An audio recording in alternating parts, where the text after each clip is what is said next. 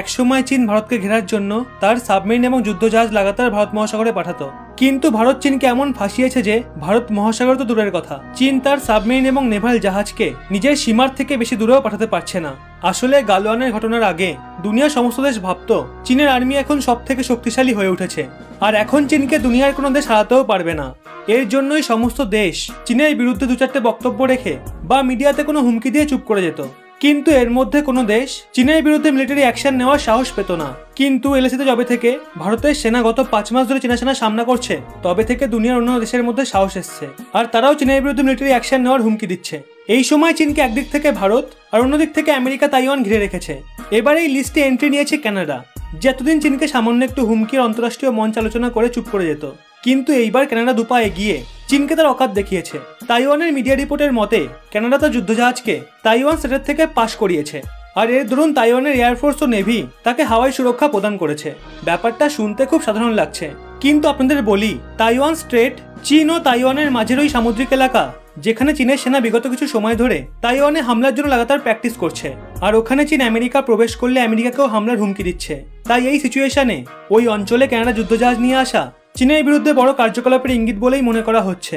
আমার মতে কানাডার মতো ছোট দেশ যদি তাইওয়ানের সমর্থনে চীনের সাথে পাঙ্গা নিয়ে তাইওয়ান ছেড়ে যেতে পারে, তবে সময় এসে গেছে ভারতকেও খোলামেলা তাইওয়ানকে সমর্থন করা।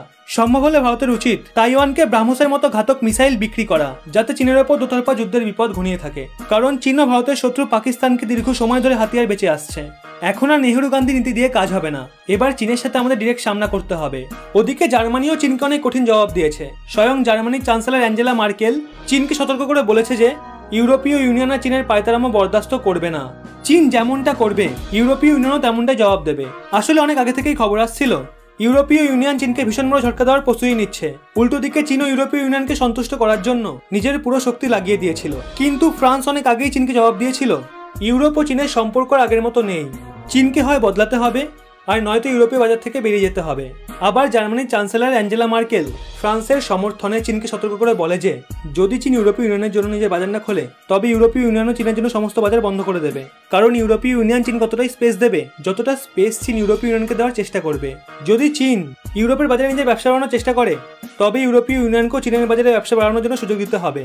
আপনাদের বলি, জার্মানির সাংসদকে সম্বোধিত করে অ্যাঞ্জেলা মার্কেল চীনকে নিয়ে তুমুল আলোচনা করেন, আর তারপর দুদিন ইউরোপীয় শিখর সম্মেলনের পর জার্মানি চীনকে নিয়ে তার বক্তব্য পেশ করে।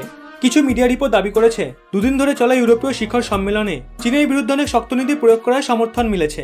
ইউরোপীয় ইউনিয়ন মনে করে চীনের সাথে অনেক সমস্যা রয়েছে, যার জন্য চীনের বিরুদ্ধে গোটা ইউরোপীয় ইউনিয়ন একজোট হয়েছে।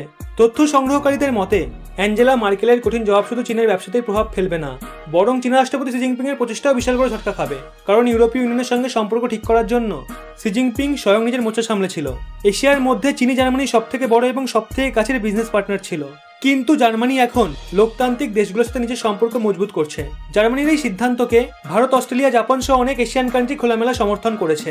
এর থেকে একটা বিষয় তো স্পষ্ট বোঝাই যাচ্ছে, ইউরোপেও চীন ব্যাকফুটে চলে এসছে। শুধু ভারতই না, চীনকে এখন গোটা দুনিয়া শায়েস্তা করছে, কিন্তু সেই সাহসটা জুগিয়েছে ভারত। এই ব্যাপারে আপনাদের কি মতামত অবশ্যই কমেন্টে জানান। ভিডিওটি ভালো লাগলে অবশ্যই লাইক করে সবাইকে শেয়ার করে দিন। মৌমিতা রয় এবং বিশ্বনাথ মল্লিক সহ অনেকে এই পরিবারের এমন কিছু সদস্য যারা বেশ সুন্দর সুন্দর কমেন্ট করেন, চাইলে আপনিও করতে পারেন। বেছে বেছে সেরা কমেন্টগুলো তুলে ধরব আপনাদের সামনে, এবং এরকমই ব্যাক টু ব্যাক আপডেট পেতে রহস্য বাংলা চ্যানেলটি সাবস্ক্রাইব করে পাশের বেল আইকনটি অল করে রাখুন।